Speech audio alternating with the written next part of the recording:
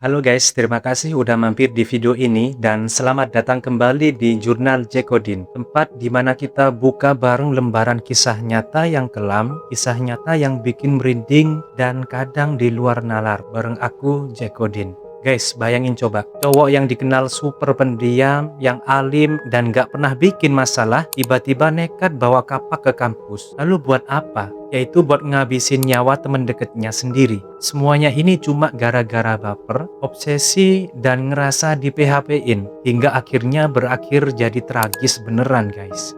Kasus ini baru aja pecah di kampus UIN Suska Riau Pekanbaru. Asli. Kasus ini sampai bikin geger se-Indonesia. Dan gilanya, semua ini berawal dari program KKN kampus. Tapi karena setiap kejadian pasti ada sebab akibatnya, kasus ini penting banget buat kita bedah bersama. Tujuannya biar apa?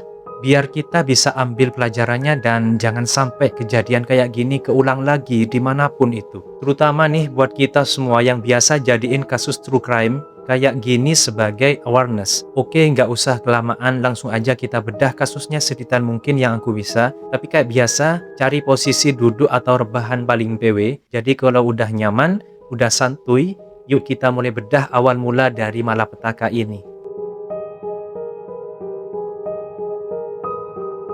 Kita mulai dari korbannya dulu guys. Inisialnya ini FA.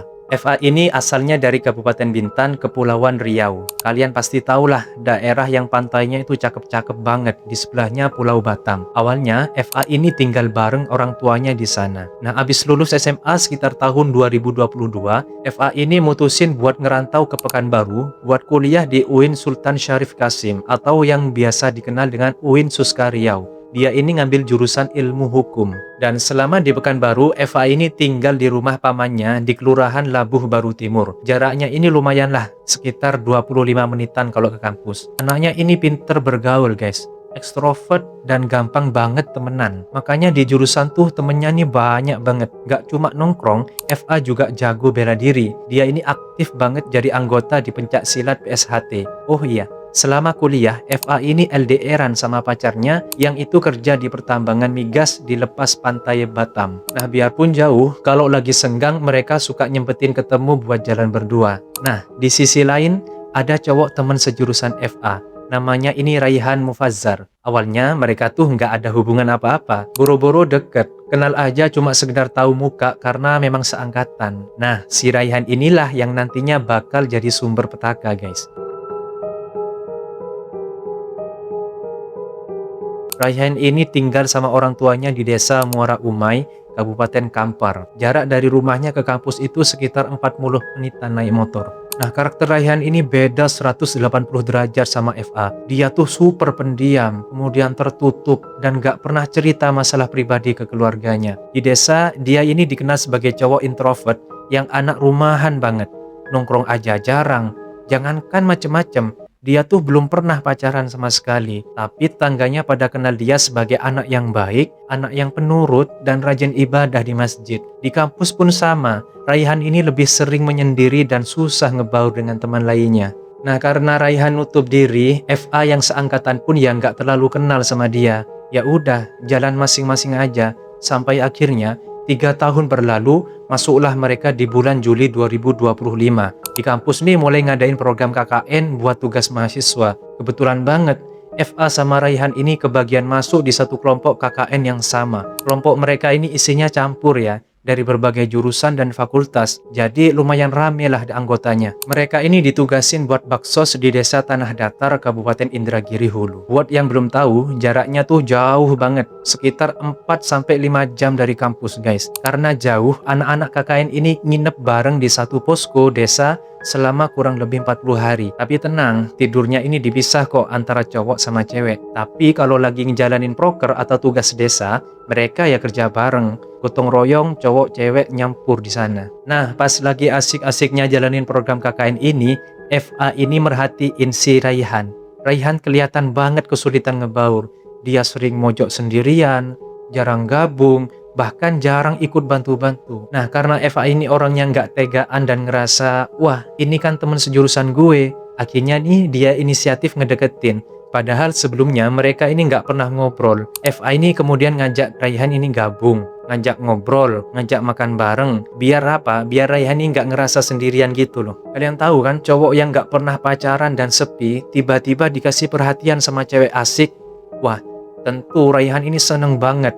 Dan sejak saat itu mereka ini mulai deket. Kedekatan mereka pelan-pelan jadi makin personal guys. Raihan ini cuma mau gerak, gabung, dan bantu-bantu proker kalau FA yang ngajak. Jadinya selama di posko KKN, entah lagi istirahat atau lagi kerja, mereka ini berdua tuh sering kelihatan bareng. Nah, Raihan ini ngerasa nyaman banget dan diem-diem mulai naruh hati ke FA. Dia baper maksimal guys. Dia terus-terusan nempel FA. FA sendiri sebenarnya cuma sebatas kasihan. Makin kesini, FA ini peka kalau gelagat Raihan ini udah ngarep lebih dari sekedar teman KKN. Akhirnya, FA ini straight to the point. Dia ini jujur ke Raihan kalau dia udah punya pacar guys. Dan minta Raihan jangan terlalu berlebihan. Tapi Raihan bodoh amat. Dia tetap gas terus ngedeketin FA ini. Dan singkat cerita, pada tanggal 31 Agustus 2025, tugas KKN mereka yang 40 hari itu kelar. Mereka balik ke Pekanbaru buat mulai ngerjain persiapan skripsi. Nah, di kampus ini, Raihan ini makin nempel. Mereka sering berdua, bahkan sempat selfie bareng. Gimana enggak?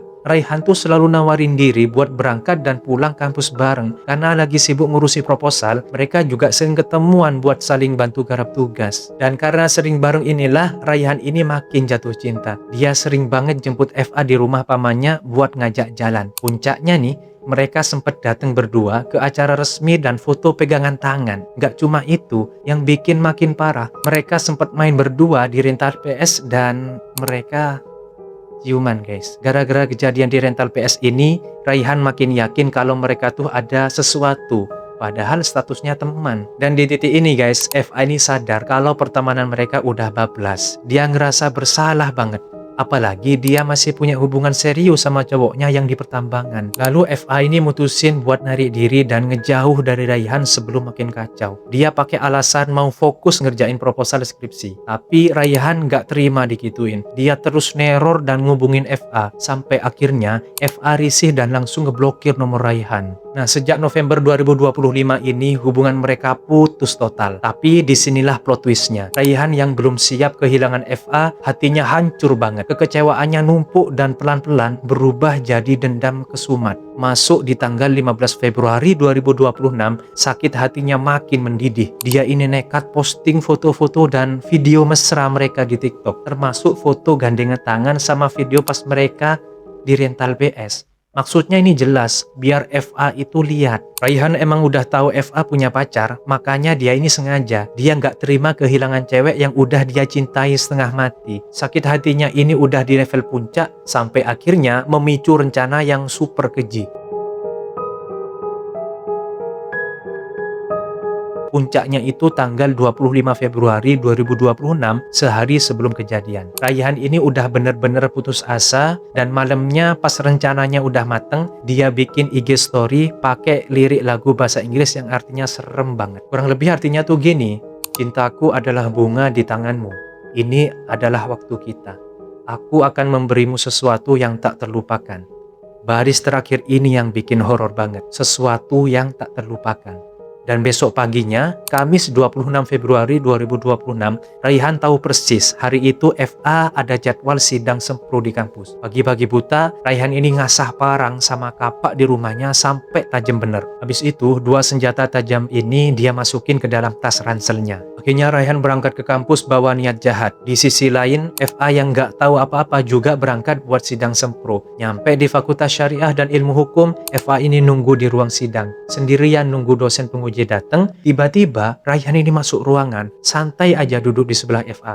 Tanpa ngomong apa-apa, tanpa basa-basi, Raihan langsung ngeluarin kapaknya dari tas dan diayunin ke arah wajah sama kepala FA. Gila banget guys, untungnya bekal ilmu pencaksilat PSHT yang dipelajarin FA beneran berguna di sini. FA ini berhasil nangkis serangan-serangan brutal Raihan. Biarpun dia dapat beberapa luka bacokan di kepala, dahi, punggung, dan lengan kirinya dalam kondisi bersimpah darah, FA nekat melompat kabur ngelewatin jendela ruang sidang. Tapi Raihan yang udah kerasukan setan ini nggak puas gitu aja. Dia ngejar FA sampai ke depan kelas. Karena udah lemes kehabisan darah, FA akhirnya ambruk dan jatuh. Raihan langsung nahan tubuh FA yang terbaring, niat mau eksekusi detik itu juga pakai kapaknya. Dan suasana kampus langsung pecah. Mahasiswa dan teman-teman FA yang lihat kejadian itu langsung histeris. Mereka mau nolongin, tapi Raihan malah ngacung-ngacungin kapaknya dan ngancem siapapun yang berani maju. Semua pada mundur ketakutan. Mereka cuma bisa teriak-teriak dari jauh, mohon biar Raihan ini berhenti. Di waktu yang sama, beberapa mahasiswa ini lari sekenceng-kencengnya buat manggil security kampus. Dan gak lama kemudian pihak security ini datang. Berkat kesigapan bapak-bapak security ini, Raihan ini akhirnya berhasil dilumpuhin dan diamankan. FA yang kondisinya udah mandi darah langsung dilarikan ke Rumah Sakit Bayangkara Polda Riau buat dapat pertolongan pertama. Dan Raihan ini diseret ke salah satu ruangan kampus buat ditahan sementara. Kapak di tangannya dan parang di tasnya langsung disita untuk dijadiin barang bukti. Karena ini udah masuk ranah kriminal berat, Raihan ini langsung dibawa pakai motor buat diserahin ke Polsek Bina Widya. Di sana dia ini diinterogasi. Awalnya ini dia ngeles. Katanya cuma pengen bikin FA cacat doang. Tapi ujung-ujungnya dia ngaku juga kalau niat aslinya emang mau ngilangin nyawa FA. Nah, kita balik kondisi FA di Rumah Sakit Bayangkara. Keadaannya ini kritis banget gara-gara terlalu banyak kehilangan darah. FA ini sampai sempet gak sadarkan diri. Akhirnya pihak rumah sakit mutusin buat ngerujuk FA ke RSUD Arifin Ahmad Pekanbaru biar dapat perawatan yang lebih intensif. Dan di sana FA langsung masuk ruang operasi dan puji Tuhan guys, berkat penanganan cepat dari kampus dan dokter, pelan-pelan kondisi FA mulai stabil dan dia dinyatakan selamat guys. Dan berita berdarah ini langsung viral dan jadi trending topik di kalangan mahasiswa, bahkan menyebar kemana-mana. Keluarga FA akhirnya dengar kabar ini dan langsung OTW ke rumah sakit. Sedangkan pacarnya FA yang lagi kerja di Kepulauan Riau juga dapat kabar. Awalnya, si pacar ini cuma tahu kalau FA jadi korban cowok gila yang cintanya itu ditolak. Dia ini belum tahu runtutan kejadian aslinya kayak gimana. Pacarnya ini berusaha banget ngasih support mental. Dia posting foto mereka di TikTok pakai caption yang sedih banget. Kurang lebih kalimatnya kayak gini, "Sayang, cepet sembuh ya. Baju lebaran yang kamu pilih udah sampai loh. Pas banget. Kamu pasti cantik banget pakainya. Kamu kan janji mau pulang ke Bintan. Ini aku udah beliin tiketnya. Gak usah mikirin yang lain. Fokus sembuh aja biar kita bisa jalan-jalan ke Batam." Asli guys, sweet banget kan? Tapi keadaan berbalik pas netizen mulai kepo. Netizen ini nemuin TikToknya si Raihan. Dan boom, terbongkarlah video sama foto-foto kemesraan FA bareng Raihan, termasuk video di rental PS itu. Netizen ini pada ngetek akun pacarnya FA. Nah, pas si pacar lihat video di rental PS itu, kagetnya bukan main guys. Dia yang tadinya full support, langsung mental breakdown dan nulis story di TikToknya. Kurang lebih kalimatnya gini, "Jujur aku nggak tahu apa-apa, nggak tahu maksudnya apa, kenapa bisa, ada apa, bagaimana bisa, jujur bingung asli." Nah, kurang lebih seperti itu. Nah, abis nulis gitu, pacarnya FA ini ngepost foto lagi di TikTok pakai captionnya sek banget. Kalimatnya tuh kurang lebih seperti ini, "Pilihannya cuman ada dua, selesai dengan sakit hati atau sakit hati yang tak ada selesainya. Ingat, watak tidak bisa diubah." Dan gak lama abis itu dia langsung ngapus semua foto-foto bareng FA di akunnya guys. Dan gara-gara itu makin banyak opini di luar medsos, terutama itu di TikTok. Karena udah kelewat batas, pacarnya FA yang sekarang statusnya mantan ya, akhirnya bikin video klarifikasi. Kurang lebih kalimatnya seperti ini, "Saya selaku mantan pacarnya FA mau klarifikasi. Saya nggak pernah biayain kuliah atau hidup FA. FA juga nggak pernah minta aneh-aneh selama pacaran. Terus, soal isu diselingkuhin 2 kali, itu maksudnya masa lalu saya sama mantan-mantan sebelumnya, bukan sama FA. Tolong stop giring opini buruk." Dan di sisi lain, Raihan ini resmi ditetapkan jadi tersangka. Karena dia udah bawa 2 senjata tajam dari rumah ke kampus dengan niat membunuh. Dia nggak cuma kena pasal penganiayaan berat, tapi juga dijerat pasal percobaan pembunuhan yang berencana. Biarpun Eva alhamdulillah selamat, tapi niat awal Raihan tetap dihitung sebagai rencana pembunuhan. Ancaman hukumannya asli, berat banget pastinya. Sekarang dia masih proses polisi dan kita kawal terus, semoga dia dapat hukuman yang setimpal lah. Jadi guys, begitulah kronologi tragis yang dilakuin Raihan ini. Cuman gara-gara nggak terima kehilangan kemudian baper dan ngerasa punya kenangan bareng. Dia sampai nekat mau ngabisin nyawa orang. Tapi guys, dengerin aku. Apapun alasannya, kelakuan Raihan ini nggak bisa dibenerin sama sekali. Gini ya, kalau kalian berani main cinta-cintaan, berani ngedeketin, resiko kena PHP atau ditolak itu sudah jadi paket lengkap. Kalau mentalnya TP, mending deh nggak usah pacaran dulu. Apalagi kalau kita flashback pas KKN, sebenarnya FA ini udah sempet jujur biar Raihan nggak makin lost control. Tapi Raihan yang udah kepalang obsesif malah nerobos lampu merah. Harusnya nih ya, kalau cewek udah bilang punya cowok, lu sebagai cowok gentleman ya mundur wir. Apalagi niat awal FA itu baik banget. Murni kasihan lihat Raihan yang cupu dan gak punya teman pas KKN. Tapi emang bener sih, urusan asmara kalau udah berubah jadi obsesi tuh serem banget damage-nya.